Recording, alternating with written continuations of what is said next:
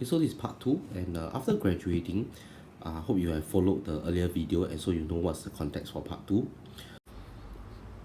Okay, so after graduating, right, I mean she owes, I want to pay, increase my payment to a constant K dollars at the beginning of each month. So if you think about it, it's just like you need to draw a table and that kind of question. Okay, so after 1 month, okay, basically after 1 month, we can think of it this way. We say that, oh, you know, this is 50,000. I minus K, and because I'm going to charge a percentage of 0.0375, I can say that the new amount becomes so-called multiplied by 1.00375. Okay, and after that, again another month passed by. Maybe I minus off another K. See, after 2 months, okay, so you can follow my equation. If you don't, if you just ignore this after 1 month. So this is after 1 month. After 2 months, I mean the beginning of second month, I minus off another K. I pay another K dollars, okay, because I increase my payment to a constant K. And at the end of the second month, again I charge another interest of 1.00375. This gives me 1.00375 square, 50,000 minus K, 50,000 minus K, minus 1.00375 to the power of 1 K. Alright, so this is at 2 months. Alright, so what happens after 3 months? Again, I mean at the end, so at the third month, alright, at the third month, beginning of the third month, what I'm going to do is I'm going to pay another K dollars. At the end of the third month, I'm going to multiply by another 1.00375 because I add on the percentage. So you can see at the end of the third month, it looks like that. 3, I just bring in the 1.00375, 50,000 minus K, minus 1.00375 power 2, minus 1.00375 power K. Okay, and at the third month, you can see that this is 3, this is 2, and this is 1. So 3 months, right? At the end of 3 months, you already have so-called 3 terms. So from here, you can actually sort of formalize a pattern that if we look at n months, right?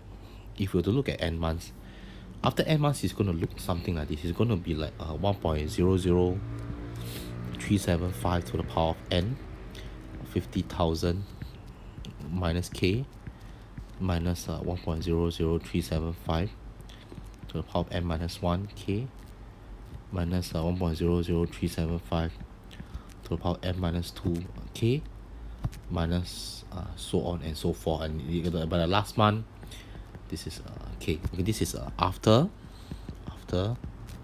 n months. Okay, this is the amount. And you can see, I mean, let's say you open up the whole portion. I mean, I just write it as maybe 1.00375 to the power of n, 50,000 minus 1.00375 to the power of m, and so on and so forth. I mean, if I were to factorize out the K, right, you can see it looks like that.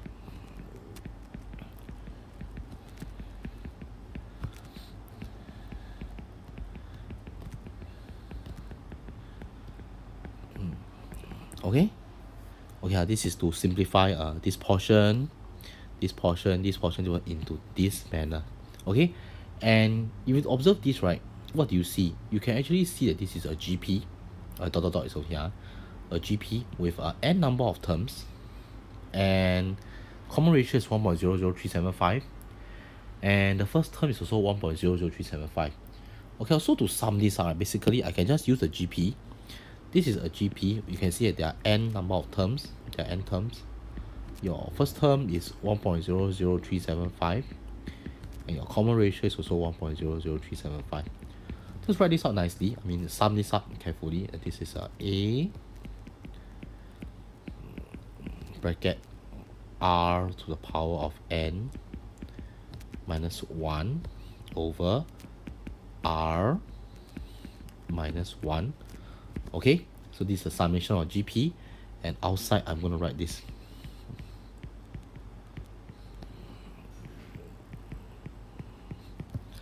Alright, and you can see, just simplify this further lah. I mean, you can see that our answer turns out to be 1.00375 to the power of n, 50,000 minus 803. Just simplify the denominator.